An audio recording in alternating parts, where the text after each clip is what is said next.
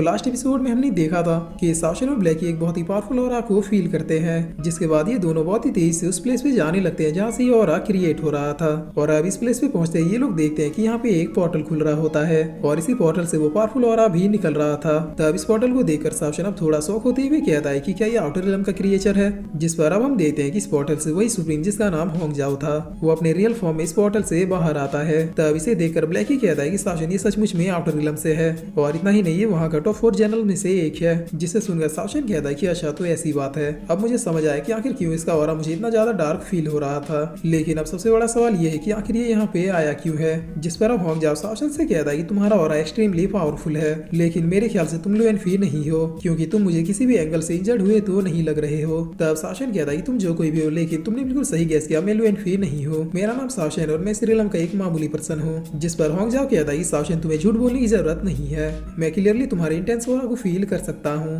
लेकिन मुझे ये समझ में नहीं आ रहा कि आखिर मैं तुम लोगों के पास ही टेलीपोर्ट क्यों हुआ, क्योंकि मैं तो अपने भेजे हुए किंग्स के ऑरा को फॉलो कर रहा था। इसका मतलब तुम भी जरूर मेरे भेजे हुए किंग से मिले हो। चलो कोई बात नहीं, मैं तुम लोगों से ही शुरू करता हूँ। अगर तुम लोग अपनी जान की खैरियत चाहते हो तो फिर मुझे एक ही बार में बता दो कि लुएनफी कहाँ पे है। तब इतना सुन के ब्लैकी अब बहुत ही गुस्से में कहता है कि ये कुछ ज्यादा ही बोल रहा है और इतना कह के ब्लैकी सीधे इसके ऊपर अटैक करने के लिए बढ़ जाता है। जिस पर होंग जाओ कहता है कि लिटिल ब्लैक तो तुम भी हमारी तरफ से हो, मगर ये बात थोड़ी शर्मनाक है कि एक आउटर रिलम के क्रिएशन होने के बावजूद भी तुम अभी भी बहुत ही ज्यादा स्लो और कमजोर हो। ऐसे तो कभी भी तुम अपने क्लैन लीडर की तरह नहीं बन पाओगे। बेचारा वो और तुम्हारी माँ तुमसे कितनी ज्यादा उम्मीदें लगा के बैठी थी। और इतना कह के होंग जाओ ब्लैकी के ऊपर एक अटैक करता है, जिसकी वजह से ब्लैकी वापस साशन के पास आ जाता है, जहाँ पर अब वो अपनी माँ और क्लैन के बारे में सुन के बहुत ही गुस्से में इसे घूरने लगता है। तब होंग जाओ कहता है कि बच्चे मैं तुम्हें इसलिए छोड़ रहा हूँ क्योंकि तुम अभी मेरा टारगेट नहीं हो, वरना तुम जैसे कमजोर वुल्फ को मैं एक ही झटके में खत्म कर सकता हूँ। जिसे सुनकर ब्लैकी अब अपने थंडर पाल्म को जनरेट करते हुए कहता है कि अगर ऐसी बात है तो फिर तुम मुझे दिखाते क्यों नहीं कि आखिर तुम क्या कर सकते हो। जिस पर अब साशन आगे आते हुए कहता है कि ब्लैकी रुक जाओ, ये बिल्कुल सही कह रहा है, तुम इसके टारगेट नहीं हो। और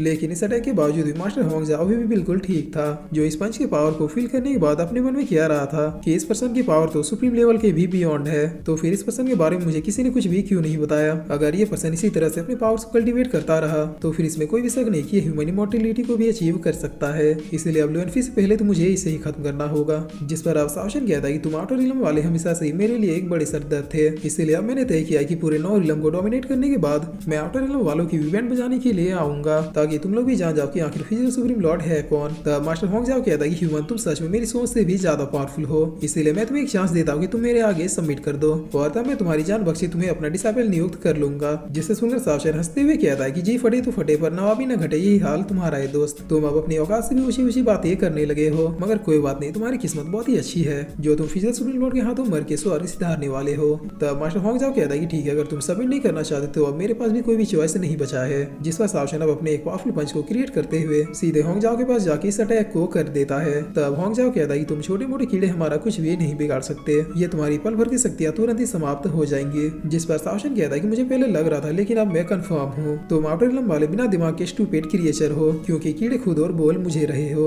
और इतना कह के साशन अपने पंच को पूरी तरीके से इसके ऊपर हावी कर देता है, जिसका इम्पैक्ट मास्टर होंग जाओ 5 मिनट तक फील करता है। तब मास्टर होंग जाओ बहुत ही इंजर्ड होकर जमीन पे गिर जाता है, लेकिन चूंकि साशन अब अपने फुल मूड में आ चुका था, इसीलिए एक बार फिर से अपने हेवनली डेजर्ट फिस्ट के नए फॉर्म को क्रिएट करता है और इस अटैक को भी सीधे मास्टर होंग जाओ के ऊपर बरसा देता है। तब मास्टर होंग जाओ ना चाहते हुए भी इस पंच की चपेट में आ जाता है, जिसके बाद साशन नीचे आते हुए मास्टर होंग जाओ से कहता है कि हाँ तुमने बिल्कुल सही कहा था, मैं पहले ही तुम्हारे भेजे हुए किंग से मिल चुका हूँ, मगर तब मैंने अपने फुल स्ट्रेंथ को अचीव नहीं किया था, जिसकी वजह से तुम्हारा वो किंग मेरे हाथों से तो बच गया था, मगर किस्मत देखो आज मैं अपने फुल स्ट्रेंथ में हूँ और तुम अब मेरे हाथों से मरने वाले हो। तब होंग जाओ कहता है कि तुमसे मिलना ये मेरे लिए काफी सरप्राइजिंग रहा, तुम अगर चाहो तो अपने कल्टीवेशन के दम पे एक इमॉर्टल भी बन सकते हो, लेकिन अभी के लिए मैं तुमसे बस इतना कहूंगा कि तुम अभी भी वीक हो और मेरे लोग बहुत ही जल्द आके तुमसे सारा हिसाब किताब क्लियर कर लेंगे। और इतना कह के होंग जाओ अपने पास में से किसी पावर को एक्टिव करने लगता है